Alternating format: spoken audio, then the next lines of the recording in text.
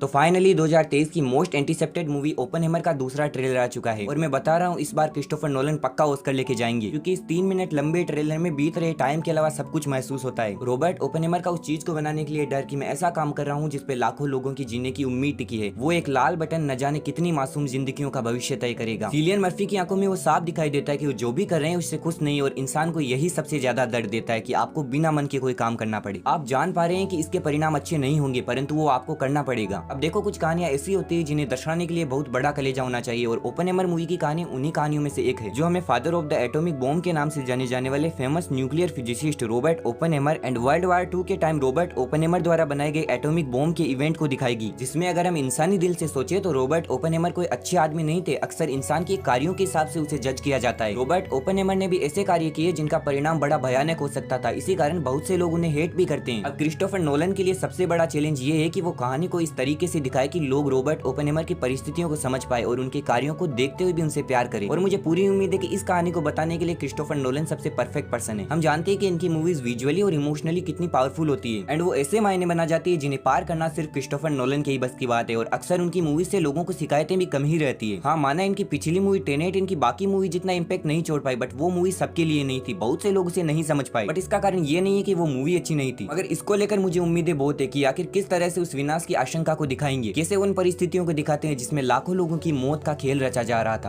अब अगर मैं अपने पर्सनल ओपिनियन बताऊं तो मुझे बायोपिक्स उतनी पसंद नहीं है, क्योंकि इसमें अक्सर इंसान की महानता को दिखाने के लिए कहानी के साथ छेड़छाड़ की जाती है और हमारे सामने तोड़ मरोड़ कर एक आधी काल्पनिक और आधी वास्तविक कहानी पहुंचती है कि तू देख ये कितना अच्छा आदमी है। बट ओपनहेमर मूवी बायोपिक से कई गुना बढ़कर है, जो रॉबर्ट ओपनहेमर की कहानी के साथ साथ एटॉमिक बॉम्ब के निर्माण और उसके बनने के बाद दुनिया में फैले गए डर को भी दिखाएगी। एंड ट्रेलर में दिखाए गए black and white scenes most probably bomb को बनाने के बाद के हैं, जो उसके द्वारा फैली गई उदासी, अशांति और डर को दिखाएंगे कि इस चीज के बनने के बाद कैसे दुनिया विनाश के रास्तों पर चल पड़ी। एंड जब रॉबर्ट ओपनहेमर को अपने कार्यों पर पछतावा हुआ तो उन्होंने बाद में टिप्पणी भी की थी कि विस्फोट का ख्याल उनके दिमाग में हिंदू धर्मग्रंथ भगवत गीता के शब्दों को लेकर आया कि अब मैं मृत्यु बन गया हूँ, इस दुनिया को नष्ट करने वाला। ओपनहेमर मूवी के दोनों ट्रेलर्स में अगर हम ध्यान दें तो मूवी में इसके बैकग्राउंड म्यूजिक का बहुत बड़ा रोल होने वाला है। इसका बीजीएम हर सीन में एक डर पैदा कर रहा है जो बॉम्ब की भयावहता को महसूस कराता है। एंड इसके ट्रेलर से हम अंदाजा लगा सकते हैं कि इसके विजुअल्स कितने पावरफुल होंगे। वैसे भी हम क्रिस्टोफर नोलन को तो जानते हैं कि इनकी मूवीज के विजुअल्स कैसे होते हैं। उनकी मूवीज में स्पेशल इफेक्ट चीज का प्रैक्टिकल इफेक्ट्स का यूज ज्यादा होता है। इसके लिए तो क्रिस्टोफर नोलन ने एक जिंदा बम को फोड़ दिया। अब देखो, उम्मीदें तो बहुत है, चाहे डायरेक्टर हो, कहानी हो या कास्ट हो, हर चीज में परफेक्शन दिख रहा है। मूवी की कास्ट ही इतनी स्पेशल है कि एक बार तो इसकी कास्ट के लिए मैं मूवी देख लूं,